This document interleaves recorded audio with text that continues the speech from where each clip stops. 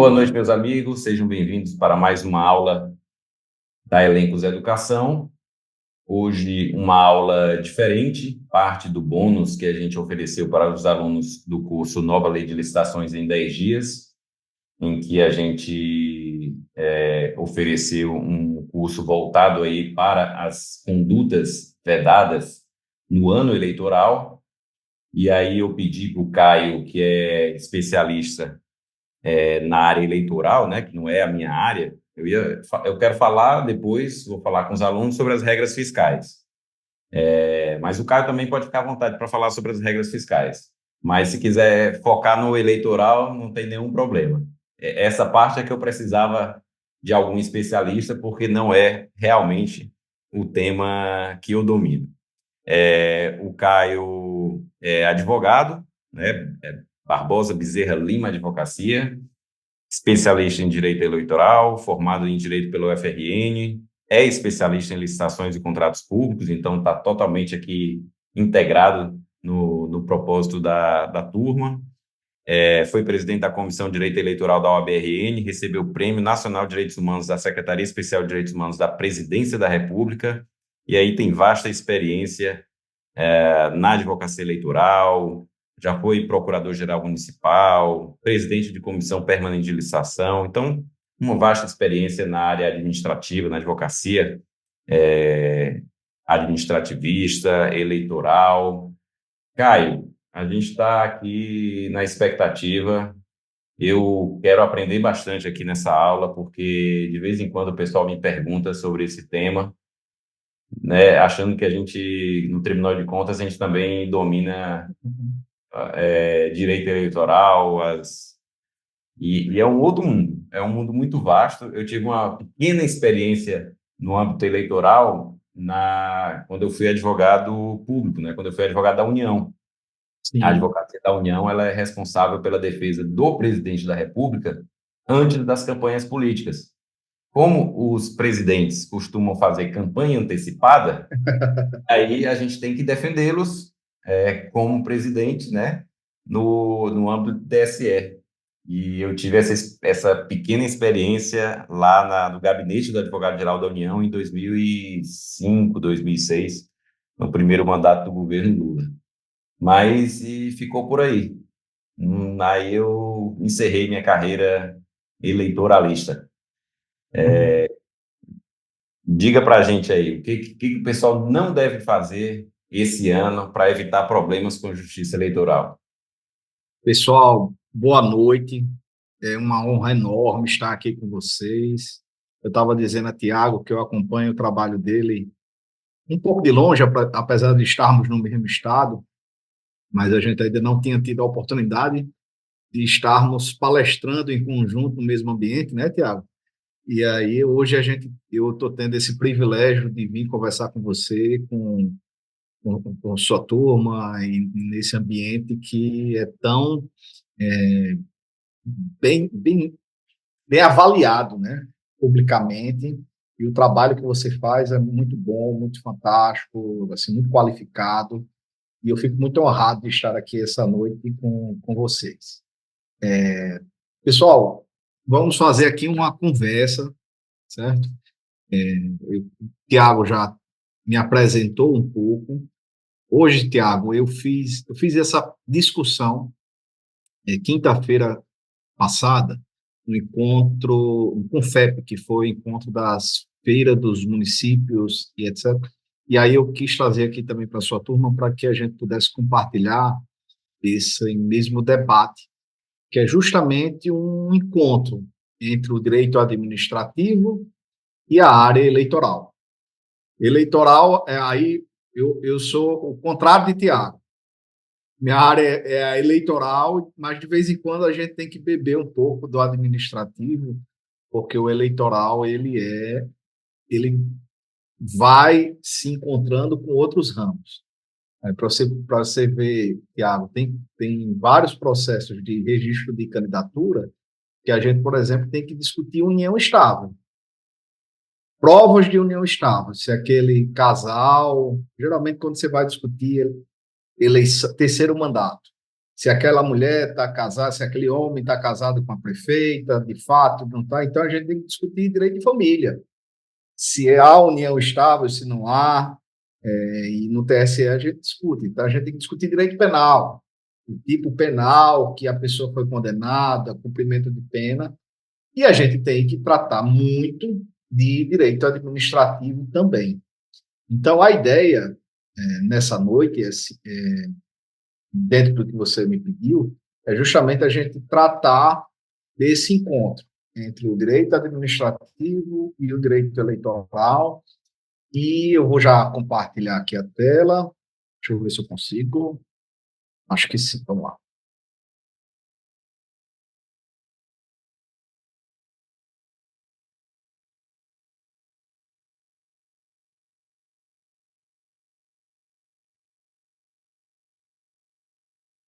Está aparecendo aí, pessoal, para vocês? Tá. Pronto. Você pode. Tá aparecendo. Pronto, agora está na tela cheia. Ótimo. Então, pessoal, a ideia é a gente falar justamente sobre gestão e eleições, como evitar cassações. A turma, Tiago, aqui é mais de advogado, de gestor público. Quem é que a gente está conversando aqui hoje? Temos advogados, eu diria que a maioria é de servidores públicos, talvez no âmbito municipal. Estou chutando um pouco aqui, mas o pessoal pode escrever aí, e aí a gente consegue identificar melhor o público presente no momento. Mas temos servidores estaduais, temos servidores, inclusive, do Ministério Público, Delmi. Ah, Delmi está aí, sempre ô, presente. nosso amigo. Diga, doutor Delmi, como é que vai? Temos servidores do Tribunal de Contas também, então tem um público bem variado aqui. Pronto, Mas, pessoal. Então, normalmente, a maior parte do público é de servidores municipais, talvez não aqui nessa aula ao vivo, mas que vai aí depois assistir em momento posterior. bom, então, qual é a ideia dessa nossa conversa aqui? É a gente falar sobre dois temas eleitorais, que são abuso de poder político e condutas vedadas. É isso que a gente vai falar. Só que aqui eu vou dar uma perspectiva mais prática, principalmente para quem é servidor ou colega advogado, você possa compreender essas questões de uma forma mais prática, do que você pode fazer para evitar cassações de mandatos. Porque esse tema, ele é muito recorrente no campo eleitoral. Vocês percebam que, por exemplo, o governador do Rio de Janeiro está com parecer agora do Ministério Público contrário, pedindo a sua cassação, justamente por praticar abuso de poder político e também condutas vedadas. E a ideia é justamente a gente tratar sobre essas questões, que é um encontro, como eu disse, entre o eleitoral e o administrativo, tá? Então, só me apresentar mais um pouco. Eu sou advogado desde 2010, que atuo essencialmente na área de direito eleitoral. Presidi a Comissão de Direito Eleitoral do Rio Grande do Norte, da OAB do Rio Grande do Norte, entre as eleições de 2016 e 2018, e atualmente encontro realizando um projeto de pesquisa justamente na área de direito eleitoral, na UFES, aqui em Mossoró, de onde eu estou falando nesse momento. Então, vamos lá. Abuso de poder político e condutas vedadas. O que é o abuso de poder político? O abuso, pessoal, ele, no direito, a gente diz que o abuso, ele pode ser cometido, inclusive, quando se pratica alguma conduta que, em tese, é legal, mas que você se excedeu na prática ou desviou a finalidade daquela ação para uma ação que era ilícita. Então, o uso excessivo, o uso abusivo, o uso com desvio de finalidade da máquina pública é o que caracteriza o abuso de poder político. Agora, percebam que isso é um conceito muito aberto. Não tem algo que eu possa dizer, Caio, isso aqui é abuso de poder político, mais concreto. Abuso de poder político pode ser algo que engloba diversos tipos de condutas, inclusive algumas que possam ser lícitas, mas praticadas com a finalidade de beneficiar determinadas candidaturas, configure um abuso de poder político. Então, no TSE, a gente tem esse conceito, abuso de poder político configura-se quando a normalidade e legitimidade do pleito são comprometidas por atos de agentes públicos que, valendo de sua condição funcional, beneficiam candidaturas em manifesto desvio de finalidade. Então, são, como eu disse, conceito aberto, que pode englobar diversas condutas, desde que tenha esse desvio da finalidade, tenha o caráter eleitoreiro, e aqui tem uma questão que é muito relevante. Pode abarcar condutas, pode se relacionar a condutas, inclusive, de antes do processo eleitoral, de antes da campanha eleitoral. Então, se o candidato ou o agente público vem praticar determinadas condutas com finalidades eleitorais e para durante a campanha eleitoral, não, durante a campanha eleitoral não vou fazer mais essa conduta. Mas aquilo que ele fez antes da campanha eleitoral tem condições de desequilibrar as condições de disputa da eleição, de afetar a normalidade e a legitimidade da eleição, é possível que ele seja condenado por abuso de poder político, e essa condenação do abuso de poder político, ele leva a cassação de mandato, inelegibilidade por 8 anos. São as sanções, do ponto de vista eleitoral, mais severas que a gente tem. Por quê? Porque o direito eleitoral protege que a máquina pública seja utilizada para comprometer a legitimidade das eleições. Mas aí a gente tem determinadas condutas que estão dentro desse espectro do abuso de poder político, mas são definidas de formas mais objetivas, que são as condutas vedadas. As condutas vedadas são determinados atos de agentes públicos que são tendentes a afetar a eleição. Só que esses atos, eles são expressos pela legislação eleitoral. Tá? Aqui, para quem quiser ir na lei, são 2 leis diferentes. Nós temos aqui, quando é abuso de poder político, a Lei Complementar Federal número 64 de 90, que é a Lei de Inelegibilidades. Isso aqui está lá no artigo 22, e as condutas vedadas estão na Lei das Eleições, que é de 97. Então, nós temos uma lei de 90 e uma lei de 97, que tratam dessas 2 questões de modo separado. Abuso de poder político, na lei de 90, e abuso e condutas vedadas na lei de inelegibilidades. Aí, se você quiser ver mais detalhadamente, você vai lá para o artigo 73 em diante, que vão estar lá as condutas vedadas. E aí, tem diversas situações de condutas vedadas. Né? Deixa eu ver aqui, pronto. Tem diversas situações que configuram condutas vedadas. Resumindo, são ao todo 14, que estão, como eu disse, lá entre o artigo 73 e o artigo 77 da Lei das Eleições. E que condutas vedadas são essas? Está lá no artigo 73, inciso 1. Ceder ou usar bem móveis ou imóveis da administração pública em favor de candidaturas. Então, o que aqui está dizendo a lei? Dizendo, olha, se você utilizar a estrutura administrativa, né, de material, de recursos, para beneficiar determinado candidato, seja do computador, seja da sede, seja dos automóveis, para determinado candidato, você está praticando uma conduta vedada.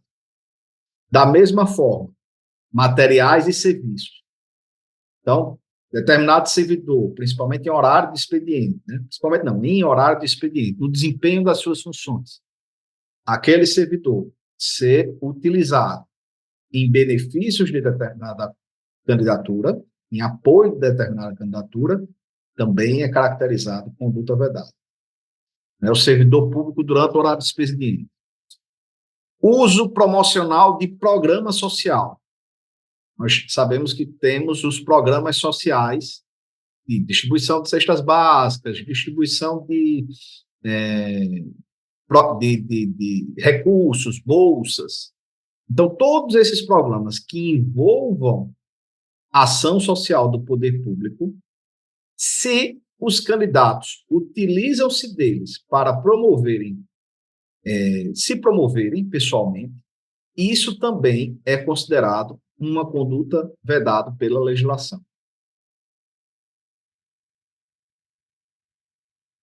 Eu coloco aqui mexer com o servidor público. Por que eu uso mexer com o servidor público? Porque são tantas as condutas que são previstas por esse dispositivo da lei de condutas vedadas, que eu digo, olha, para sintetizar, eu só posso dizer mexer com o servidor público. O que é esse mexer?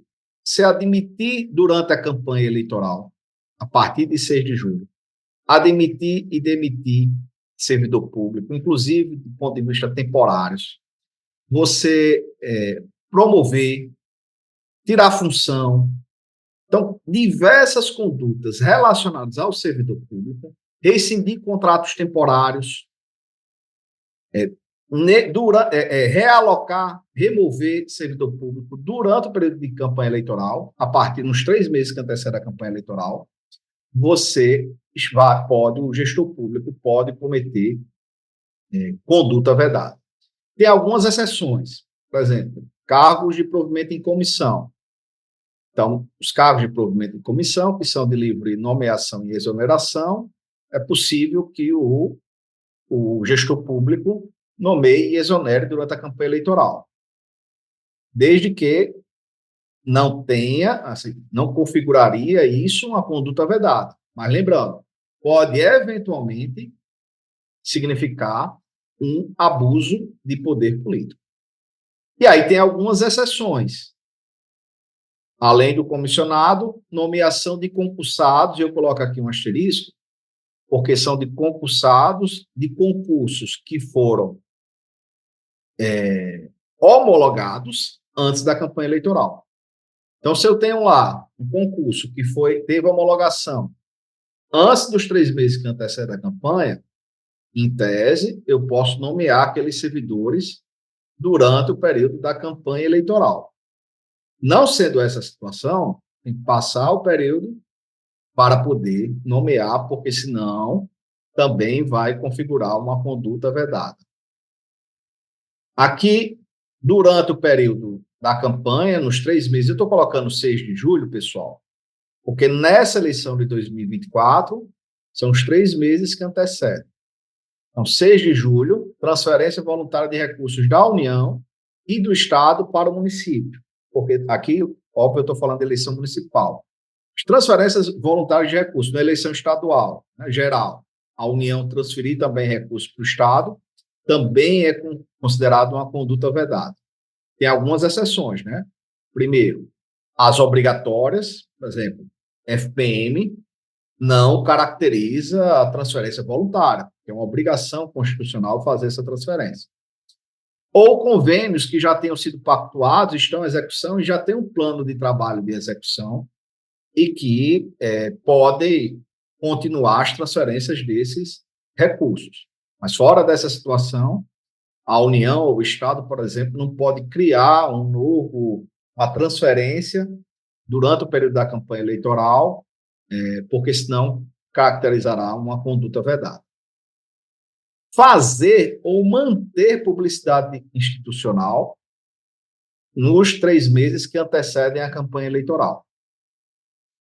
As pessoas têm, em relação a isso, a ideia de que é vedado você criar uma nova publicidade institucional no período da campanha eleitoral. Mas, na verdade, você manter uma publicidade institucional já é uma conduta vedada. Por isso que, por exemplo, durante a campanha eleitoral, os gestores públicos têm que arquivar nas redes sociais toda a publicidade institucional. Nas placas de obras, tem que cobrir tudo que caracteriza publicidade institucional. Então, não é só veicular normas. Também é vedado manter o que já estava veiculado antes e permanece durante a campanha eleitoral. Inclusive, isso aqui, Tiago, eu digo para o pessoal que isso aqui é a primeira ação que todo advogado que está advogando contra o gestor público, ele faz numa campanha eleitoral, porque das 7 de julho, o candidato deixou lá a publicidade institucional nas redes sociais, por exemplo, da prefeitura, a primeira ação que a gente vai fazer é essa de conduta vedada por manter a publicidade institucional fora do período, dentro do período da campanha eleitoral, nos 3 meses que antecedem o dia da eleição. Pronunciamento em cadeia de rádio e televisão, isso aqui, obviamente, vale mais para presidentes, né, mas fora das hipóteses de urgência, etc., você convocar pronunciamento também durante o período da campanha eleitoral também é uma conduta vedada. Essa aqui, essa item 9, realizar despesas com publicidade institucional que excedam 6 meses a média mensal dos valores empenhados e não cancelados dos 3 últimos anos. Isso aqui, Tiago, inclusive foi alterado em 2021, mas fora do princípio da anualidade.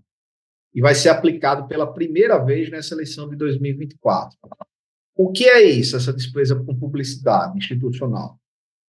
As prefeituras, todos os órgãos públicos têm parte do seu orçamento, né, do seu orçamento destinado a realizar publicidade institucional. E o que a lei quer evitar?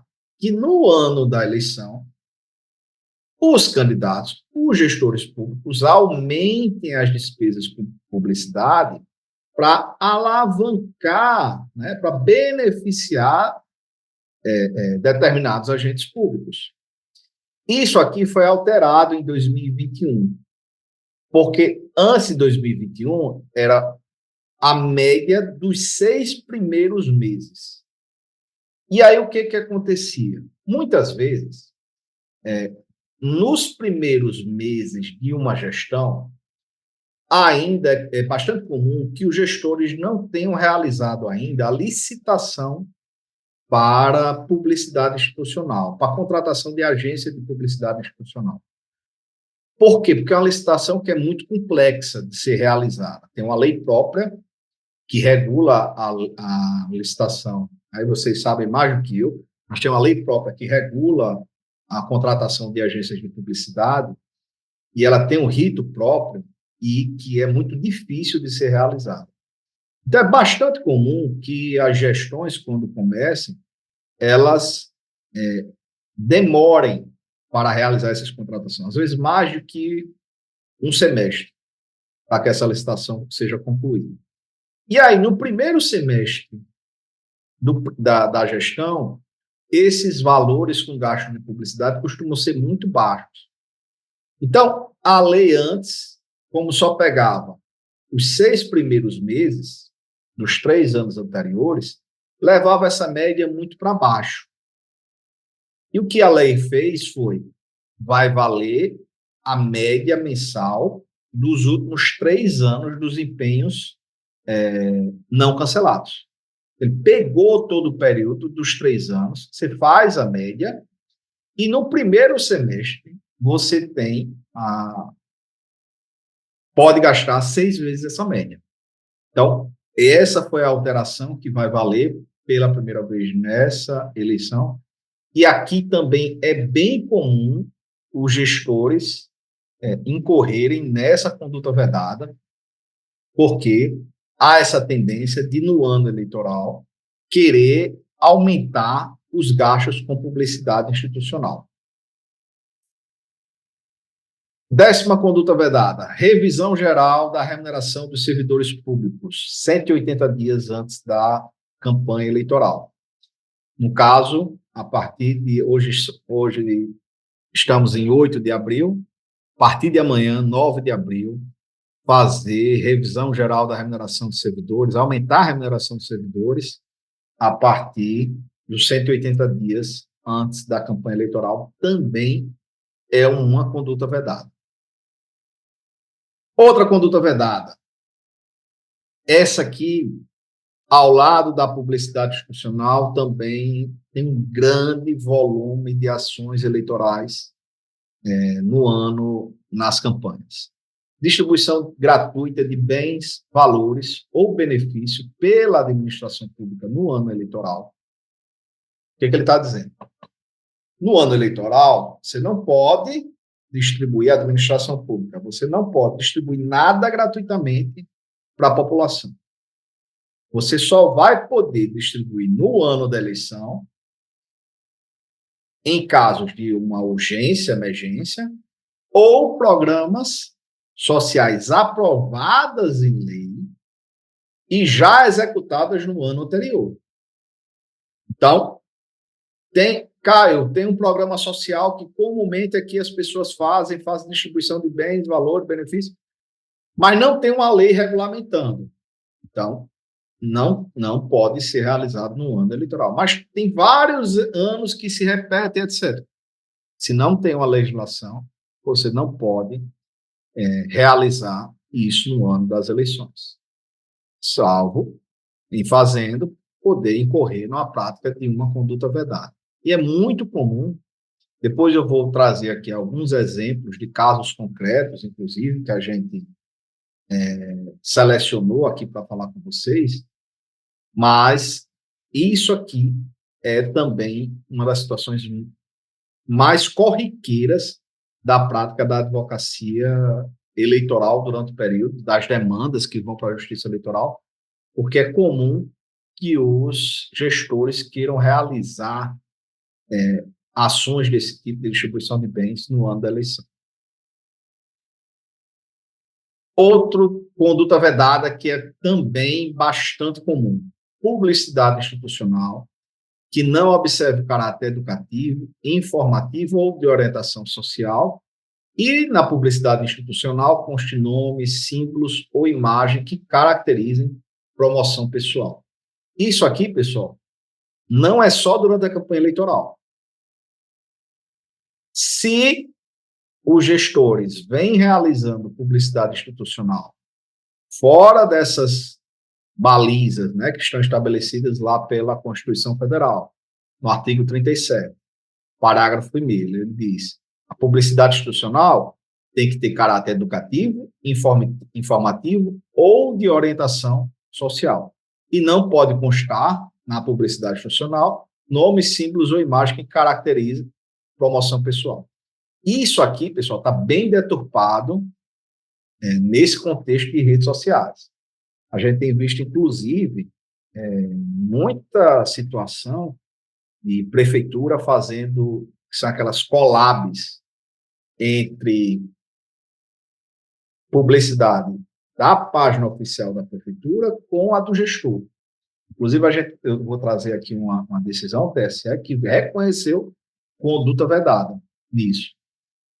Então, e esse é um ponto da publicidade institucional que tem que ser muito observado.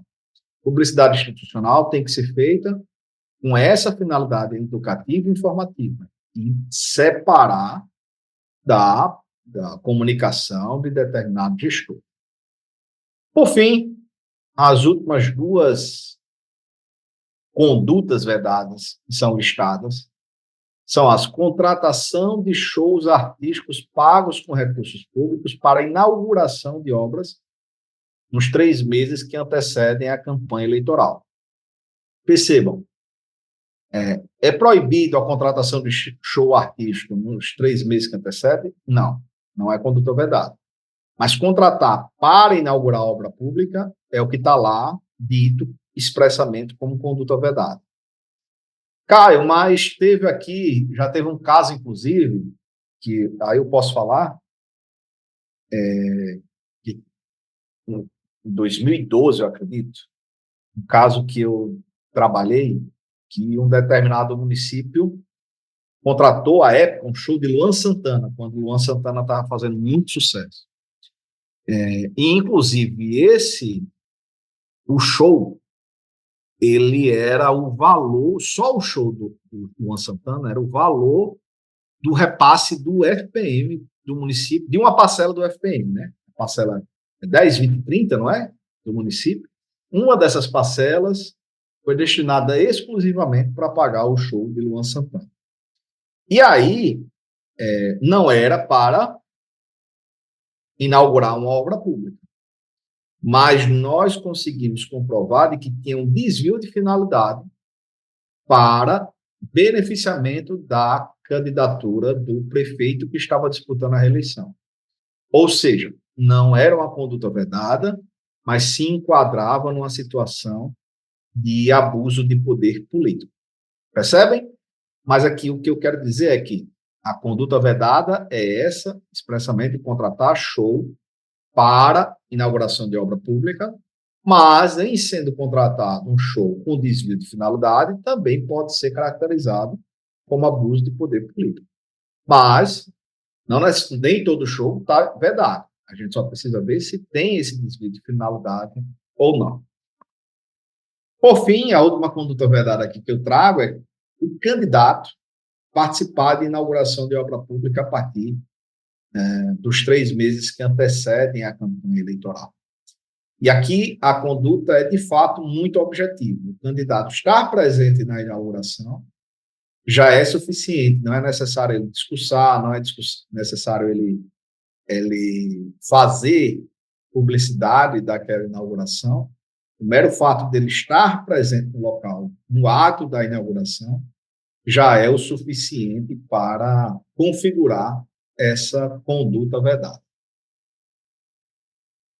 E aí, eu trago aqui, que eu acredito que é uma discussão que vai ter bastante nessa lição, porque a gente tem com a importância das redes sociais, a gente tem uma questão nova para ser discutida, que vem sendo trazida nas últimas eleições, mas agora com a predominância, até não, a importância cada vez maior das redes sociais, isso vai ser muito relevante, principalmente nos quadros de reeleição, que é uma distinção que eu estou trazendo aqui para vocês, que é usar a máquina pública, principalmente a publicidade institucional, para promover determinada candidatura. E isso, como a gente viu, isso aqui caracteriza uma situação de conduta vedada e está previsto lá como um ilícito expressamente. Né? Então, você fazer, a gente vai ver aqui, a collab do poder público com o gestor. Isso é um ilícito, é o uso da máquina pública. Mas tem uma outra questão, que é a situação dos gestores divulgarem as ações que realizaram durante a sua gestão. E isso está no campo da licitude. Então, vai ser uma linha muito tênue, mas são campos que são distintos. Uma conduta é ilícita e a outra é lícita. Uma coisa é você usar a máquina para divulgar ou promover determinado candidato, outra coisa é o candidato, em contexto de reeleição, divulgar os atos do que ele fez em sua gestão. Isso é plenamente lícito. E isso é uma questão que, principalmente com a reeleição, que foi introduzida no país, de se permitir que o candidato à reeleição ele possa divulgar o que ele fez durante o seu mandato e durante a sua gestão. Então, essa distinção é importante. Nas minhas aulas, inclusive, é bastante comum essa dúvida e de fazer essa distinção. Então, eu trago aqui para vocês que, de fato, uma coisa é o uso da máquina pública em desvio de finalidade ou em prática de conduta vedada para beneficiar determinada candidatura. Outra coisa, que aí é possível e é lícito, é o gestor divulgar suas ações na gestão. Esse aqui ficou. Agora eu vou para alguns casos práticos aqui para a gente discutir, para trazer para vocês a maioria do próprio TSE. Um deles é a situação de contratação de servidores temporários. E é algo que ainda é muito comum na administração pública brasileira, principalmente municipal. Mas não é só municipal. O caso que eu falei no início do governador do Rio de Janeiro é também por isso. A contratação de servidores temporários. E, assim, em várias decisões do TSE que indicam isso como um ilícito eleitoral. Então, está aqui, ó, a decisão de 2023, né, recente, do finalzinho do ano passado, configura abuso de poder político a hipótese de contratações temporárias de servidores públicos realizadas no curso do ano eleitoral, sem enquadramento na excepcionalidade. Aí ele cita aqui, pessoal, o artigo da Constituição que trata das contratações temporárias e com viés eleitoreiro. Isso é um entendimento que já vem, ó, é um entendimento que foi firmado, inclusive, num caso aqui do Rio Grande do Norte, percebem? Em 2019. Então, também na Paraíba. E qual foi a situação aqui que foi julgada? No caso do Rio de Janeiro, esse caso aqui.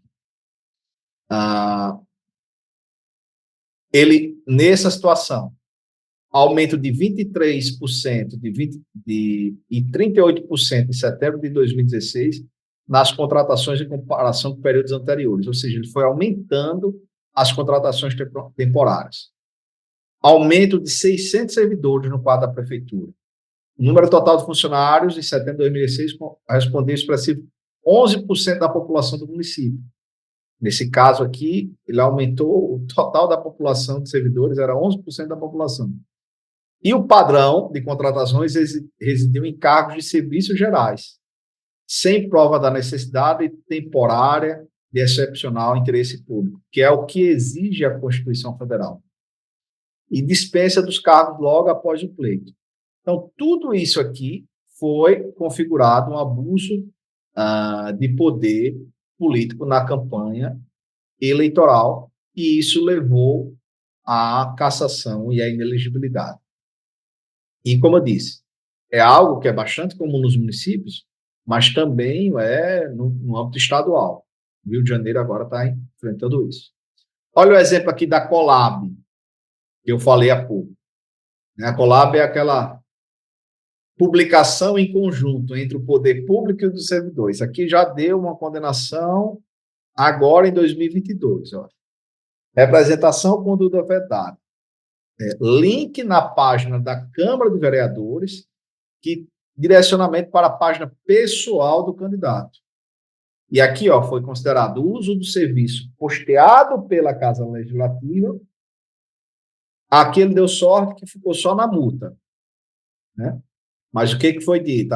A moldura fática, quer dizer, o que foi dito pelo TRE, desvio de finalidade na utilização de página mantida por órgão da administração pública do município, a qual serviu de atalho para impulsionar o acesso às redes sociais do candidato, em que promovido os atos deliberados de campanha eleitoral. Então, o que ele fez? Tinha uma página que era da Câmara de Vereadores e direcionava, tinha um link lá para a página dele. E depois ele utilizou esse perfil para fazer campanha eleitoral. Então foi dito, olha, isso aqui é uma situação, município grande, né, Ponta Grossa, foi considerado uma situação de conduta vedada, ficou só na multa, mas teve a condenação por conduta vedada e poderia, inclusive, aqui levar a situação de cassação se tivesse o TSE entendido pelo abuso de poder político também. Olha aqui, ó, desde 2014, pessoal, salvo as hipóteses autorizadas em lei, a permanência de propaganda institucional durante o período vedado é suficiente para que se aplique a multa. Você vê, mais de 10 anos atrás já era uma decisão reiterada de que era vedado você deixar publicidade institucional durante o período da campanha eleitoral. Então, quando vocês estiverem aí discutindo com a assessoria de comunicação nos municípios onde vocês trabalharem, ou advogados onde forem orientar, ou até mesmo o Ministério Público onde for trabalhar, observar. Não é só novas publicidades que estão vedadas, é a manutenção da publicidade institucional também durante o período da campanha.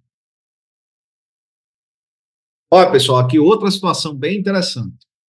Configura a conduta vedada a efetiva utilização de bens públicos, viatura e de servidores públicos, depoimentos de policiais militares fardados gravados no contexto da rotina de trabalho e divulgados na promoção da candidatura política. Aqui o que foi feito? Em Porto Alegre, pessoal. Em Porto Alegre, nesse caso. Gravando material de campanha, propaganda eleitoral com servidores nas viaturas e nos horários, e colhendo depoimento de policial militar fardado para propaganda eleitoral. É também uma situação de conduta vedada e que houve a condenação desses gestores. Criação de programa de assistência social no ano da eleição. Esse caso eu achei muito interessante, porque é lá do Rio de Janeiro também, de Magé, mas era uma eleição estadual que o prefeito criou um programa de assistência social no ano da eleição estadual, tendo de eleição geral. E mesmo assim foi considerado conduta vedada. Olha aqui o que diz. A implementação de programa de distribuição de cestas básicas a servidores de baixa renda pelo chefe do Poder Executivo Municipal no ano da eleição, com o intuito de auxiliar o seu vice-prefeito a se eleger ao cargo de deputado estadual, implica infração ao artigo 73, parágrafo 10. Então, aqui foi uma eleição geral, disputa de cargo de deputado estadual, e mesmo assim foi considerado conduta vedada a prática da implementação de um programa de cestas básicas no ano eleitoral. Acho que essa última decisão que eu estou trazendo, e aí eu vou para algumas dicas práticas no final, e depois a gente abre para a discussão. Mas vamos lá. Uso promocional de programa de assistência social. Por quê? Mesmo que seja um programa autorizado em lei, e no ano da eleição se continue esse programa social, mas se ele é utilizado para promover determinados candidatos, também é uma conduta vedada. Então, são duas situações de condutas vedadas. É o artigo aqui, para quem for estudar mais a fundo, o artigo 73.4 da Lei das Eleições e o artigo 73, parágrafo 10 da Lei das Eleições. Esse do parágrafo 10 é você distribuir qualquer bem em vantagem se não tiver a lei no ano anterior e executado no ano anterior. Esse 73, inciso 4, quer dizer você fazer a distribuição e utilizar para promover determinado candidato. Veja aqui o que aconteceu. O TRE de São Paulo reconheceu a conduta vedada porque entre maio de 2020 e junho de 2020, o presidente da Câmara de Vereadores, pré-candidato ao cargo de vice-prefeito, participou de eventos de entregas aos munícipes de cestas básicas, custeadas pelo poder público, e o prefeito, à época candidato à reeleição, nas mesmas datas, divulgou os fatos em seus perfis de redes sociais. Não se tratou de simples anúncio de um fato, no exercício de poder devido de prestar contas aos munícipes. Os agravantes associaram suas imagens na entrega dos bens sociais, utilizando-se da máquina administrativa para impulsionar suas candidaturas. Então, aqui também se entendeu, em Budas Artes, São Paulo, o caso, também se entendeu que houve uma conduta vedada porque houve essa promoção pessoal do agente público. Tá? E aí, eu tenho dito, como é que você pode evitar isso, né? Como se você, eu estou considerando aqui que vocês estão, tem alguns dos servidores que são gestores públicos e querem evitar essas práticas, né? Ou estão, assessoram os chefes de executivos que querem evitar essas práticas. E aí, o que é que eu recomendo que se faça? Não é obrigatório, mas é uma boa prática. Quem eu tenho orientado no sentido de fazer decretos municipais para reforçar e especificar as regras eleitorais no âmbito municipal e orientando os gestores públicos, né, de primeiro escalão, de segundo escalão, todos eles, deixando claro os prazos do que deve ser feito em cada momento, regulamentando de forma mais clara essas questões eleitorais no âmbito municipal. E por que isso é importante? Porque, primeiro, deixa mais clareza, reforça essas ideias, e a legislação eleitoral, pessoal, ela é muito esparsa. Você vai ter na legislação eleitoral, né, como eu disse aqui, condutas que vão estar previstas lá na Lei Complementar 64/90, outras vão estar na Lei das Eleições. Aí tem ainda a Lei dos Partidos Políticos, enfim. São leis que são espalhadas. Então, é importante você pegar e regulamentar e deixar claro as datas, porque tem muitas dessas datas lá que estão 6 meses antes da eleição. Tá, 3 meses antes da eleição. Tá, mas nesse ano vai ser que data, que dia? Tem, como a gente viu aqui, algumas condutas que são 180 dias, que é a revisão geral da remuneração. 180 dias, tá, mas 180 dias cai em que dia? Cai em 9 de abril. Então, se você regulamentar isso por meio de um decreto, fica mais interessante de você prevenir algumas práticas abusivas ou algumas condutas vedadas. No decreto, também a gente recomenda que você destaque que determinados bens não podem ser utilizados para fins de beneficiar candidaturas. Tá? Exemplos: telefones funcionais.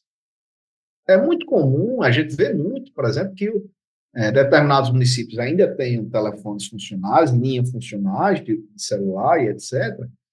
E aqueles números são incluídos em grupos de campanha eleitoral, são utilizados para publicar ou republicar propagandas na internet, né? Então, a gente recomenda que se especifique que esses bens não podem ser utilizados durante a campanha eleitoral.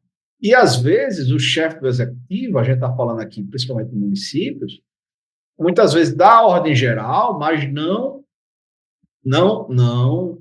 diz de forma... Se não detalhar, é comum, por exemplo, que um servidor, um motorista, leve um carro funcional, um carro da prefeitura, para participar de determinada carreata, aglomeração. Então, você reforçar isso perante os servidores públicos é relevante para deixar claro, no âmbito local, o que não pode ser praticado. Tá? Então, isso é uma boa prática que a gente recomenda que se faça, de divulgar isso, e dar clareza, dizendo, olha, cuidado com os carros funcionais, cuidado com os telefones da prefeitura. Você quer criar grupo de WhatsApp de apoio à campanha, crie separado, e movimente ele fora do horário de expediente, né? Não use o mesmo grupo de WhatsApp de comunicação institucional para divulgar determinadas materiais de campanha. Então, isso é importante, ter um decreto ratificando isso, porque a gente não pode esperar que todo mundo vá ter bom senso durante o processo eleitoral. Decreto. No que eu recomendo que se coloque também no decreto? Você estabelecer um cronograma de retirada do ar e cobertura de todos os elementos que caracterizem publicidade institucional.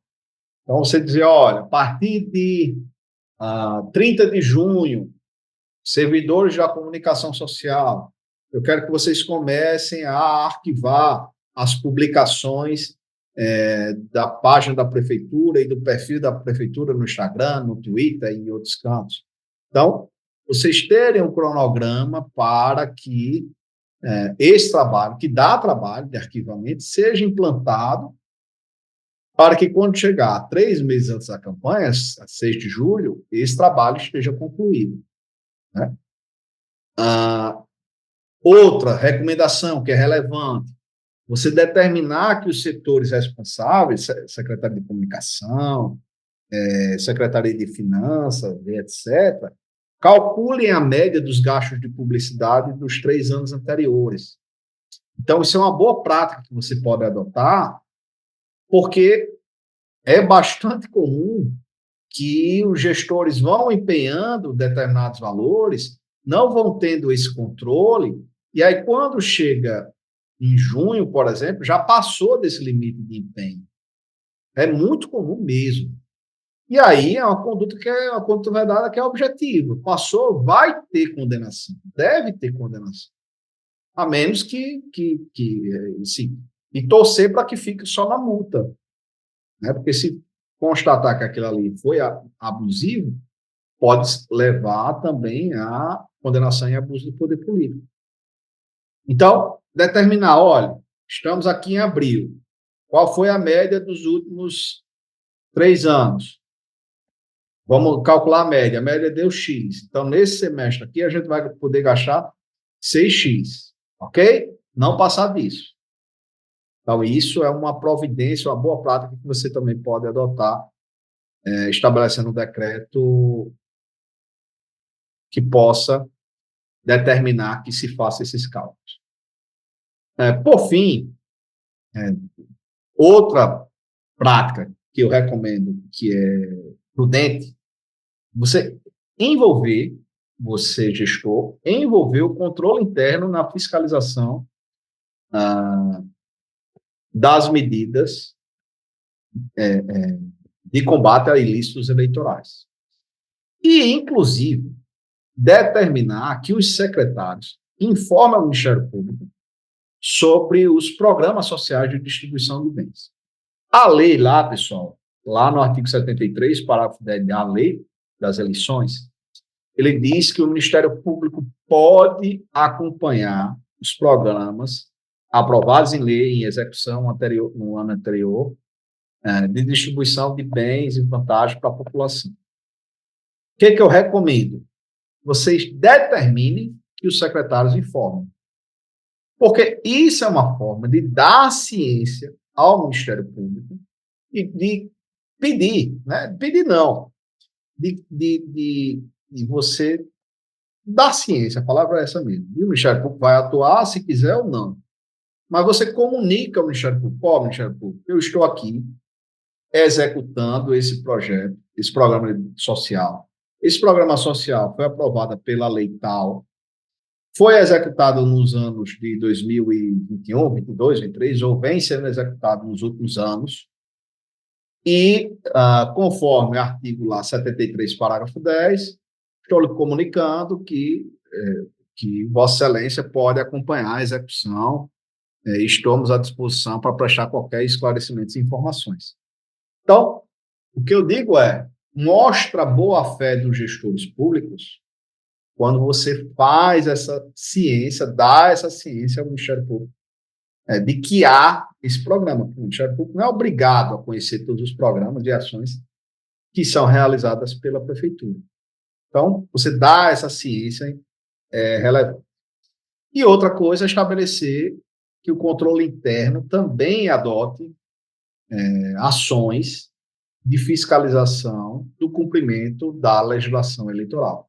Isso também é uma boa prática que você pode adotar para que você possa precaver que determinadas condutas ilícitos eleitorais sejam praticadas e você envolver controlador, o sistema de controle interno, que certamente o doutor Tiago aqui já falou muito com vocês, vocês envolverem o controle interno, também é relevante, importante para que você possa evitar determinadas práticas de ilícitos, tá? E, para finalizar, um exemplo, a gente assessora aqui em Mossoró o prefeito Alisson Bezerra. Aqui não é nenhuma propaganda pessoal, nem dele, nem minha, mas é para quem quiser ver um exemplo de decreto desse que eu sugeri. Esse foi um decreto que a gente minutou, encaminhou como sugestão, e a Procuradoria, o setor jurídico aqui da Prefeitura, fez as adaptações, claro, as melhorias que entendeu pertinentes, e acabou publicando esse decreto 7.015, de fevereiro de 2024, aqui da Prefeitura de Mossoró, que vocês podem ver na prática, né, um exemplo de como vocês podem, servidores públicos ou advogados, pegar um exemplo para levar e adotar nos municípios que vocês assessoram, tá? E aqui a gente fez esse trabalho, inclusive essa minuta, porque, sem falsa modéstia, frente ao que a gente viu de decretos em outras realidades, eu achei que não eram tão bons. E a gente tentou melhorar e fazer um decreto que fosse melhor, especificando tudo isso que eu falei aqui e dizendo datas mais concretas. Vocês percebam que aqui, ó, eu digo a partir de 6 de julho, tal, 6 de julho, eu já vou especificando as datas, a base legal, e também, no final, no último artigo, eu, inclusive, falo de uma questão que é a questão da desincompatibilização dos servidores públicos efetivos, porque tem um ponto, e aí, finalizando já, tem um ponto que, com a reforma eleitoral de 2015, quando as campanhas eleitorais diminuíram, os servidores públicos efetivos continuaram tendo que se desincompatibilizar 3 meses antes da eleição. Quando a eleição também durava 3 meses, os servidores públicos se desincompatibilizavam em momento contemporâneo com o início do processo eleitoral. Só que, com a reforma eleitoral de 2015, o tempo da campanha diminuiu, né? Ficou para cerca de 45 dias. E aí, os servidores públicos têm que se desincompatibilizar 3 meses antes e ficam cerca de mais de um mês sem praticar atos de campanha e é afastado já das suas funções. E aí dá muito trabalho regulamentar isso. E nesse decreto que a gente fez, que a gente minutou, a gente também colocou uma regra em relação a isso. O que os servidores públicos têm que apresentar de documento para poder se desincompatibilizar? A gente colocou orientações e dizer mesmo, olha, o servidor público tem que apresentar uma declaração do partido, dizendo que está apto a concorrer à eleição, e fazer esse requerimento, ele tem o direito. E não sendo escolhido na convenção, tem que voltar a trabalhar imediatamente no dia seguinte.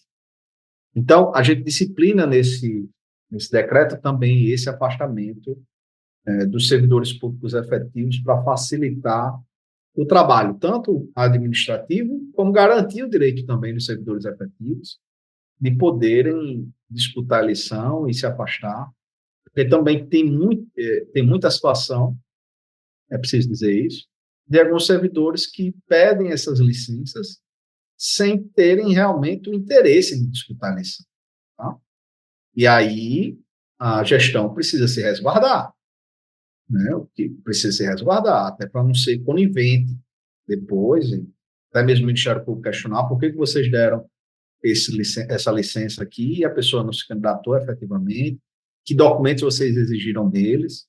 Então, nessa minuta de decreto que a gente elaborou e a Prefeitura aprovou, a gente também trata isso. E, para quem quiser, depois o professor Tiago pode passar para vocês e salvar esse material aí na plataforma de vocês, mas também já está disponível aí no meu perfil do Instagram um link para que vocês possam baixar lá na bio, tá? Pessoal, 1 hora aqui falando, muito obrigado, estou disponível aqui. Acho que o melhor momento está prestes a começar, que é esse debate que Caio, a gente pode excelente. fazer. Muito obrigado pela apresentação. Foi realmente muito didática e um tema que, para quem não é, pelo menos para mim, sempre foi muito arisco, né? Um tema que toda eleição tem novas regras, tem adaptações, tem mudanças de datas, tem novos entendimentos, tem novidades.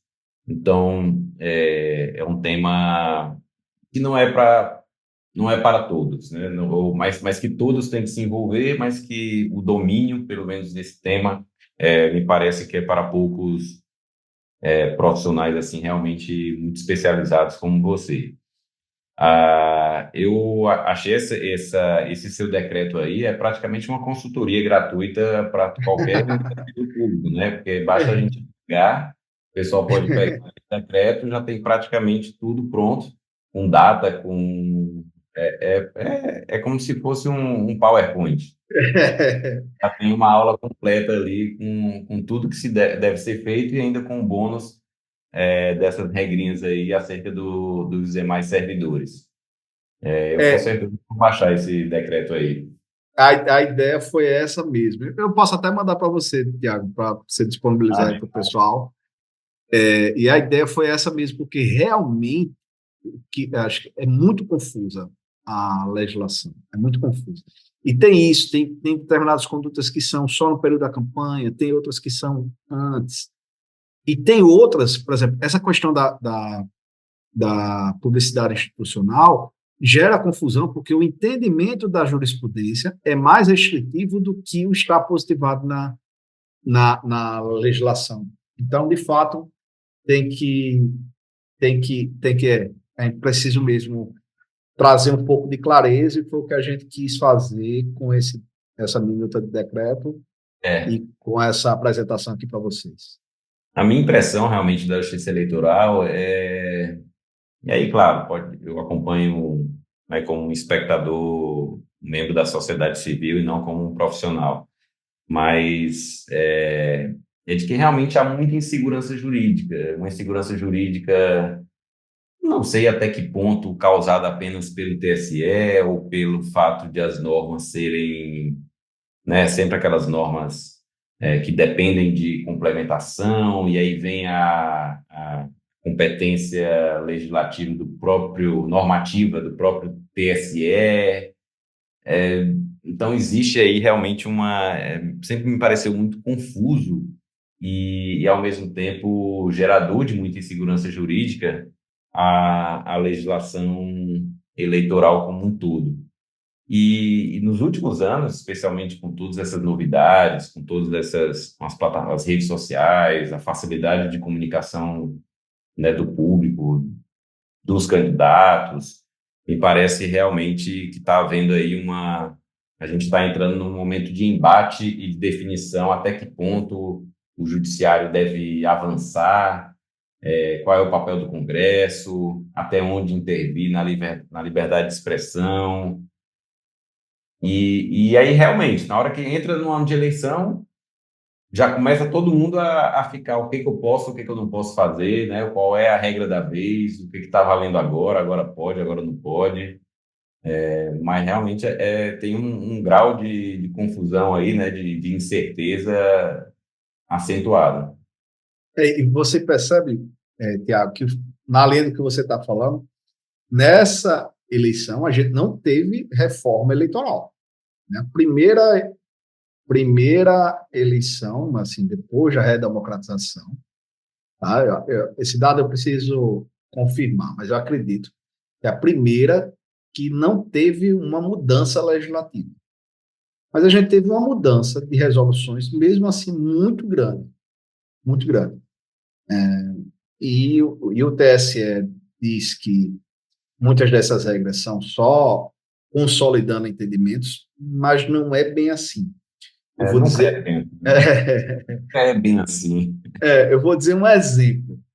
A Misha Carmen, né, que foi a relatora das resoluções nessa eleição, e ela vedou o uso de paródias, Ela não vedou diretamente, mas praticamente vedou expressamente. E foi ela legitimou que os autores de obras musicais pudessem ajuizar representações na Justiça Eleitoral e impediu o uso de paródias por candidatos. Só que a Lei de Direitos Autorais autoriza isso e a jurisprudência do STJ era no sentido contrário. Só que os artistas fizeram uma pressão tão grande no TSE durante as audiências públicas que veio essa regra. Então, lá estamos nós discutindo agora, e aí, e eu estou sugerindo até aos dirigentes partidários que ajuizem uma DPF contra essa disposição da resolução. Então, O princípio da legalidade está embaixo, né? tá embaixo. Não passando por um momento difícil. É, O verdade. judiciário realmente está imperando aí, é, é óbvio, assim, nesse ponto parece, eu me impressiono com a facilidade com que, né, o judiciário, não só no âmbito eleitoral, ele avança, assim, sobre questões tão objetivamente expressas em lei, né? Em que há realmente uma opção clara do Congresso por um determinado valor, por um determinado princípio, por uma determinada orientação, e de repente se muda. E nesse caso, não tem nem que alegar, não tem como se alegar, porque houve aí uma modernização, uma mudança de tecnologia. Não, é questão, existiu uma opção pela liberdade de expressão, né? Porque a Lei de Direitos Autorais, ela é uma lei que restringe a liberdade de expressão. Sim. O direito autoral, ele é excepcional, ele tem um fundamento, mas ele é excepcional.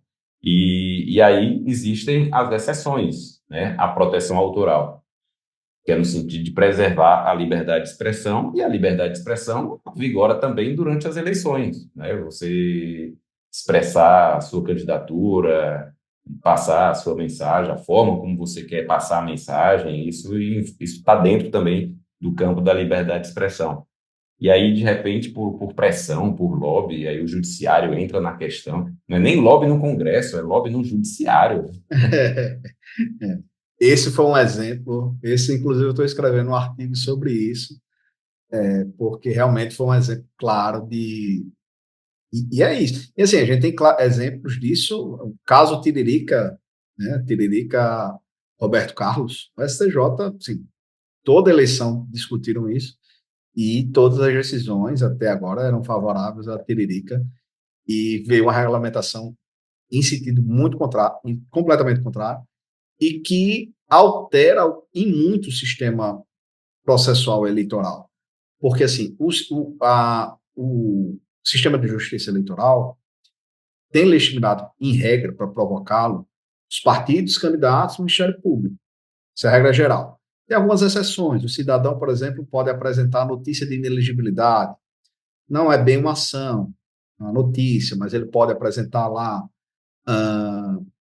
E aí a Justiça Eleitoral ampliou o leque de legitimidades para dizer, olha, todos os artistas agora podem demandar de modo direto na Justiça Eleitoral. Então, não sei se os juízes de direito vão ficar muito satisfeitos com esse aumento de demanda que vai ter, mas é o dado da realidade. Doutor Pronto. Tiago, sua Aí, audiência é muito qualificada. Deixa eu mandar só um abraço aqui antes de abrir. tá. Para o doutor Janderson, está aqui presente, grande colega. Doutor Delbi, que também está presente. E as perguntas aqui eu já estou vendo que estão de altíssimo nível. Acho que a Isso. gente tem Aí, uma ó, demanda. no início a gente falou sobre o nosso público, né? Eu fiz a pergunta para o pessoal.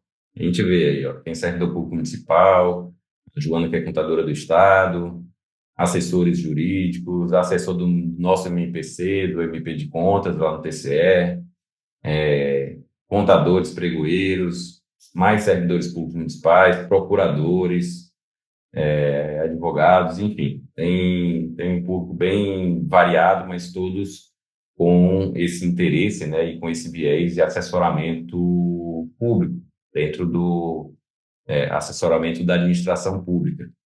E aí você já deve ter visto aqui algumas perguntas. Ó, eu vou ler aqui as perguntas. Tem quatro perguntas aqui dos alunos que eu vou ler aqui para a gente discutir. O José Fábio pergunta: vemos em alguns casos utilizarem repartições públicas para a realização de convenções políticas. Isso era naquele ponto que você estava falando sobre o uso, né, de bens públicos, imóveis públicos, sobre essa vedação. Isso, deixa eu só ver aqui o artigo, acho que é o artigo 51, doutor José. Deixa eu só abrir aqui a lei dos partidos políticos, que Inclusive, aí aí quando ele... eu li a lei, acho que a Gabriela compartilhou aqui o Diário Oficial do município com a lei, acho que foi com a lei, deixa eu ver aqui, com o decreto 7.015, que é a sua consultoria jurídica gratuita aí para todo advogado, eleitoralista e assessor de candidatos. Olha, o que que diz, doutor José, o artigo 51 da Lei 9.096? É assegurado ao partido político, com estatuto registrado no TSE, o direito à utilização gratuita de escolas públicas ou casas legislativas para a realização de suas reuniões ou convenções. Inclusive, no decreto aí, eu trago desse dispositivo também, dizendo como os partidos devem requerer a utilização para a realização de reuniões. No decreto, vocês vão ver a reprodução dessa disposição do artigo 51, mas não repartições públicas em geral. Lá, o artigo 51 fala de escolas públicas e casas legislativas. Então, nesses dois espaços é possível, é assegurado os partidos. E o que a gente recomenda para quem está assessorando o partido é que faça o requerimento justamente em nome dos partidos, né? E orienta os partidos a fazerem reuniões, não comícios que estão sendo feitos aí. Isso, Embora, assim, a política tenha a liberdade de você, óbvio, tem palanque, é um espaço de manifestação coletiva, né? Mas a ideia é que solicite para esses tipos de reuniões. aqui é o artigo 2º do decreto 7.015, né, que a gente compartilhou aí, que a Gabriela compartilhou, que diz: ceder ou usar em benefício do candidato, conduta vedada. Partido político, federação, coligação, bens móveis ou imóveis pertencentes à administração pública, direta ou indireta, ressalvada a realização de convenção partidária e o uso de escolas públicas pelos partidos políticos para a realização de reuniões conforme disposições do artigo 51 da Lei 9.096 de 95. Então, pronto, José, acho que é isso. Acho. Repartições públicas em geral, não, mas escolas públicas e casas legislativas podem. Aí, no caso do decreto, como é regulamentação do Poder Executivo, né, eu coloquei as escolas públicas. A Gabriela perguntou: os benefícios eventuais podem ser concedidos, sendo o programa previsto no plano plurianual, PPA?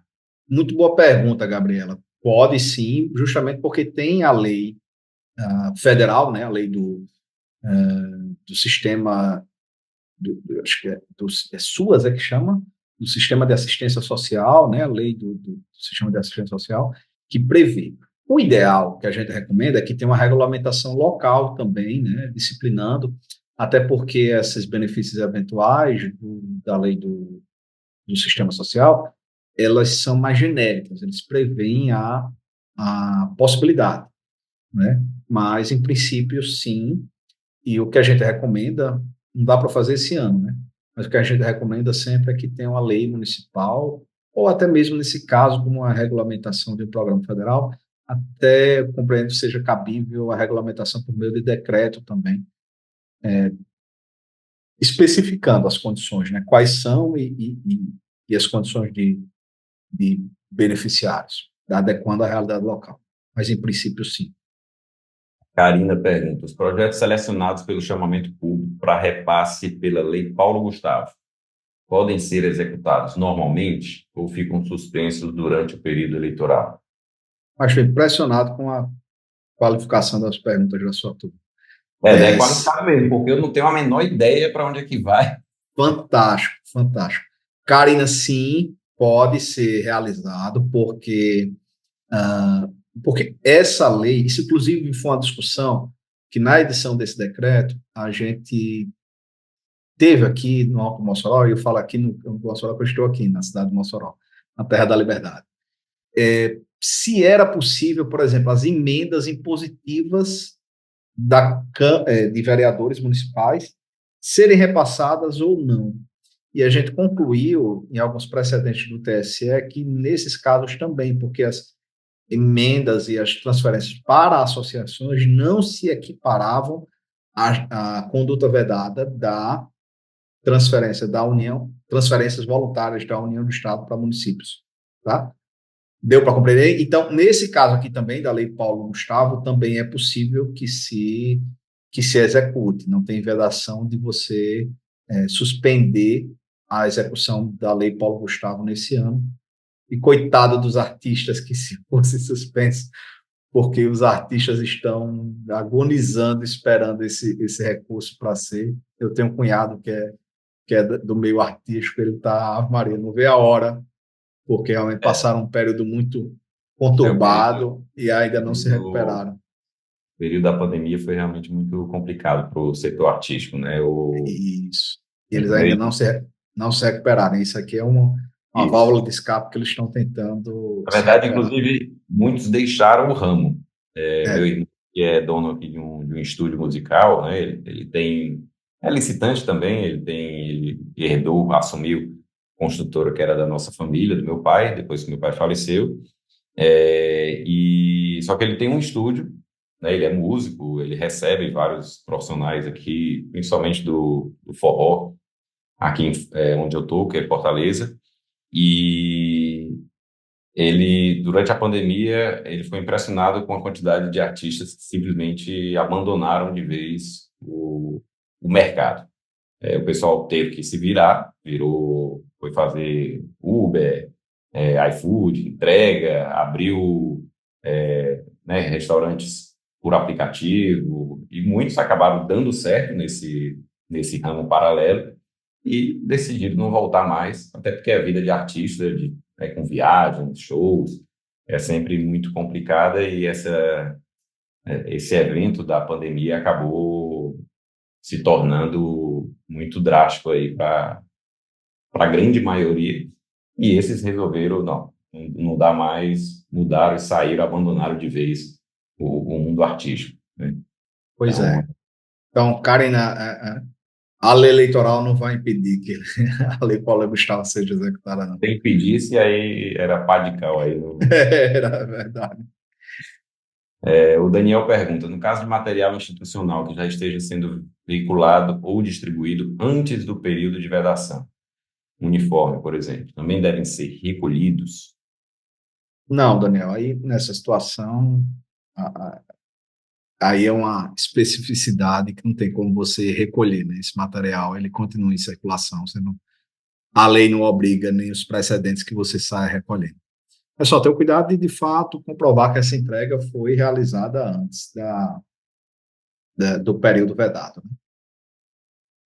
É, Dalmi comentou aqui, o doutor Caio chegou a atuar em algumas ações de improbidades. Ele pergunta se você chegou a atuar em alguma ação de improbidade por conduta vedada ajuizada após 2021, porque o artigo 11, inciso 1 da Lei de Improbidade foi revogado, e essas hipóteses ficaram no limbo até agora. Não, não, não. Conduta, o que o Delmi estava falando, pessoal, é a situação, porque as condutas vedadas, quando tem a condenação pela Justiça Eleitoral, ele é obrigado a remeter para o Ministério Público estadual ou federal, né? Em regra estadual, mas pode ser federal também, se o uso foi de bens federais ou de servidores federais, para que ele ajuize a ação de probidade. Porque como a conduta vedada é o uso da máquina pública, né, e as condutas vedadas, a improbidade também, o fato pode configurar também improbidade, tem essa determinação na lei eleitoral que envia. Mas em relação especificamente ao artigo 11, inciso 1, não. Não foi, não atuei nenhum depois da alteração legislativa, não. A Sandy, que é a Ida Sandy, que é nosso assessor lá Não, em... Tiago, só para complementar, e também porque seriam a alteração legislativa de 2021, né, da lei de improbidade, e muitas das condutas vedadas de 2022 ainda estão pendentes de julgamento, sabe, Delmir? Então, pode ser que com as julgamentos das condutas vedadas de 2022, mais para frente a gente ainda tenha, volte a ter essas discussões em relação a isso, mas por hora ainda não. Perfeito. Aí, Desande, ela faz uma pergunta aqui sobre a questão da concessão de aumento. Na verdade, ela menciona ela diz o seguinte: é o previsto na LRF, os últimos 180 dias, no caso em que a legislatura do Legislativo, a data de posse está prevista de forma diferente da data do prefeito. Na verdade, me parece que são condutas distintas, vedações distintas, né? Tem a vedação do artigo 21, inciso 2 da LRF, que diz o seguinte, que é vedado, é nulo de pleno direito, o ato que resulte aumento da despesa com pessoal, e aí é ato que resulte aumento da despesa com pessoal, não somente uma concessão de aumento, revisão, qualquer ato que resulte aumento da despesa com pessoal nos 180 dias anteriores ao final do mandato do titular de poder ou órgão referido no artigo 20. É de qualquer titular de poder, não somente em ano eleitoral, porque, enfim, existem outros mandatários, né, detentores de cargos de chefia que exercem um mandato e que, portanto, também se submetem, como o Procurador-Geral de Justiça, no âmbito do Ministério Público Comum, o presidente do Tribunal de Contas, o presidente da Casa Legislativa, todos esses exercem mandatos que não necessariamente coincidem com o período eleitoral. E aí, qualquer ato que resulte aumento de despesa com o pessoal nos 180 dias anteriores ao final do mandato. Isso não se confunde, essa vedação não se confunde com a vedação à concessão de aumento nos 180 dias, se eu não me engano, anteriores à A eleição. eleição. A eleição. Isso aí é a conduta vedada é anteriores à eleição. São duas, como o doutor Tiago está dizendo, são duas situações diferentes. Uma é da conduta vedada aos agentes públicos e outra é da lei de responsabilidade fiscal. No caso da concessão, a vedação, existe a vedação à concessão a partir de 180 dias, mas me parece que existe a possibilidade de uma revisão que Da seja a recomposição, isso, a recomposição da inflação. Uhum. Essa é possível. Mas aí, do ponto de vista eleitoral, né? Uhum. Então, Então, antes dessa data, porque os 180 dias eu acho que começou amanhã, agora, né? 9 de abril. Então, amanhã, a partir de amanhã, então até hoje seria possível a concessão de aumento, Isso, independentemente de inflação, poderia ser até acima da inflação. isso, justamente. E Perfeito. aí, a partir de 9 de abril, só pode ser recomposição, e não pode ser por categoria, tem que ser geral. Tem que Tá. ser aquela revisão Isso geral. é importante. Isso é Isso. importante. Que aí você não pode beneficiar determinada categoria e outra não. Entendi. Perfeito. Caio, acho que a gente conseguiu aqui passar por bastante pontos aqui, pontos importantes aqui das vedações eleitorais, e no momento apropriado, né? Talvez não tenha sido o time perfeito, porque as datas, não dá para dizer qual é o time perfeito para a gente discutir essas questões, mas por quê? O Porque ano são inteiro. datas diversas, né? Tem vedações que é no início do ano, outras que são 180 dias, outros não sei quantos meses. Então, tem que passar o ano inteiro discutindo essas questões. Você aqui, junto com o prefeito de Mossoró, já se antecipou bastante, né? Já fizeram aqui o decreto já em fevereiro. É muito bom, né, ter esse material aqui. Eu acho que é muito útil, não só para essas eleições, talvez para as próximas também. Não deixa de ser um material aí que a gente pode ter e sempre, e talvez se antecipar, de repente, já na próxima eleição, se antecipar e já começar a discutir com mais antecedência essas questões, né? Principalmente aí os nossos amigos que são advogados, que advogado, você estava falando no início, né, que advogado, que de vez em quando advogado que trabalha no eleitoral também tem que trabalhar com administrativo, com direito de família. Na verdade, direito é um só, no final das contas, o É, advogado tem que resolver as broncas, né? Tem que resolver é, os problemas. Não e, interessa qual é o direito, qual é a lei, tem que resolver. e doutor Janderson está aqui, é interessante, tem um detalhe que é muito bacana no eleitoral, sabe, Tiago? Que a gente advoga muitas vezes, a gente está advogando de um lado, do outro, e etc., e a gente convive, obviamente, com todos os colegas e a gente mantém uma relação muito, muito boa, principalmente aqui no Estado.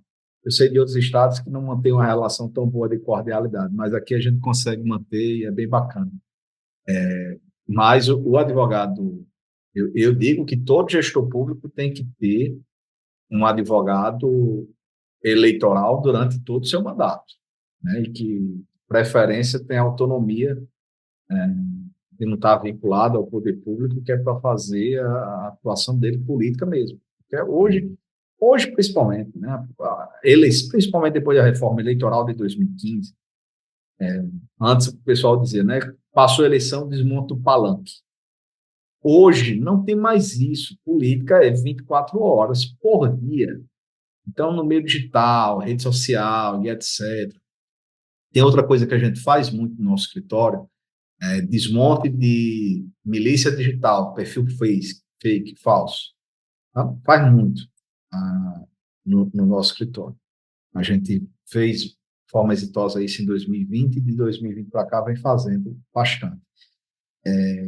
E está em todo momento. Né? A gente agora está vivendo uma suspeita de terem praticado isso com um pré-candidato de Natal. Não tem como a gente saber, porque exige uma investigação muito aprofundada. Tá? Obviamente, E aqui eu agora com os estou aplicativos fazendo. de inteligência artificial, o Então, trabalho de vocês vai triplicar e quadruplicar. Aí. então, é um trabalho que a gente tem que fazer e eu recomendo a todo gestor. Digo, olha, porque as pessoas confundem ainda, né?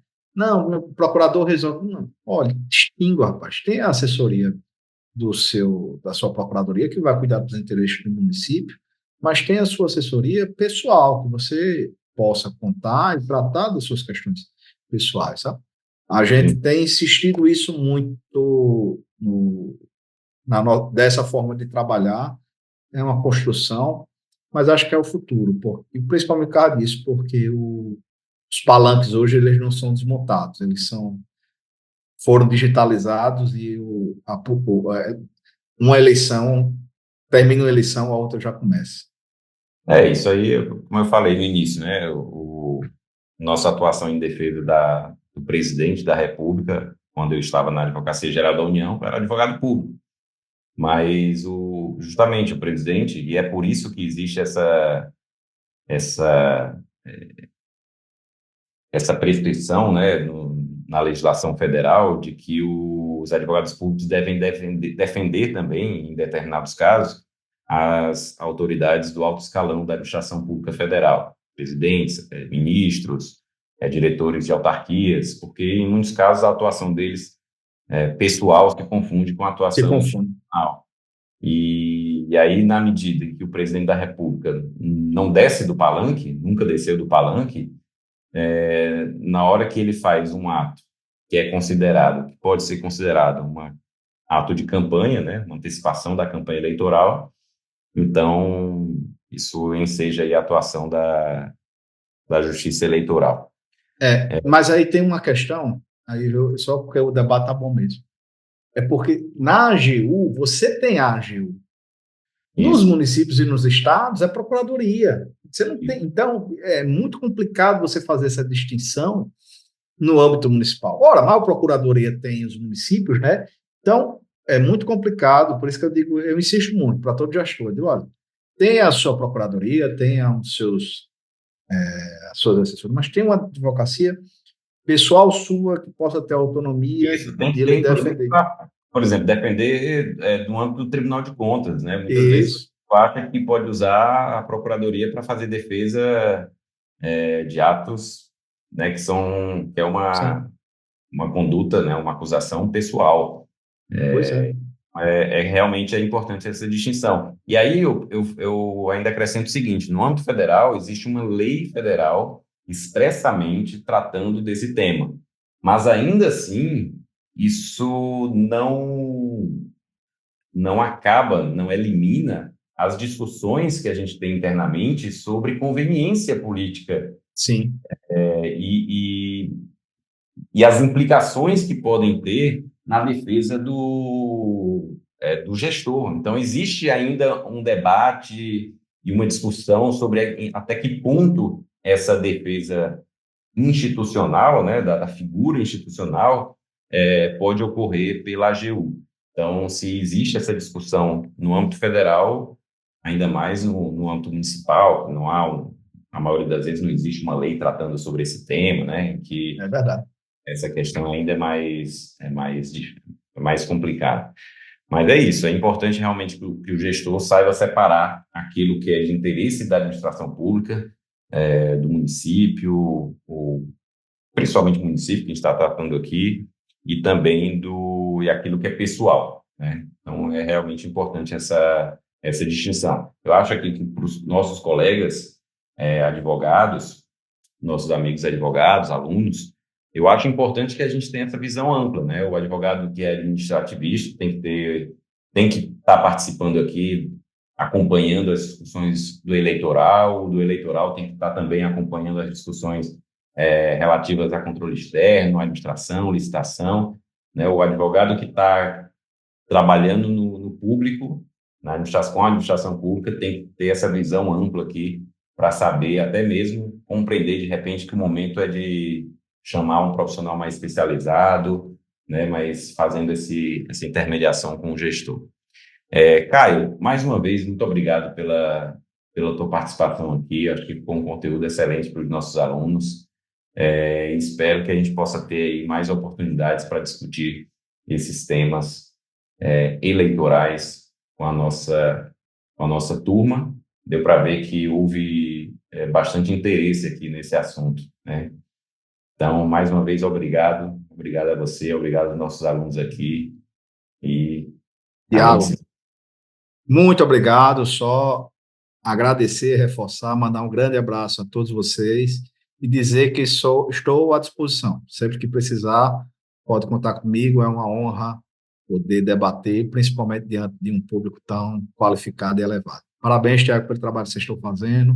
Obrigado a todos vocês por compartilhar um pouquinho do tempo, das provocações, das ideias e enaltecer o trabalho de todos nós nessa noite. Obrigado, pessoal. Valeu, pessoal. Boa noite a todos. Uma ótima semana.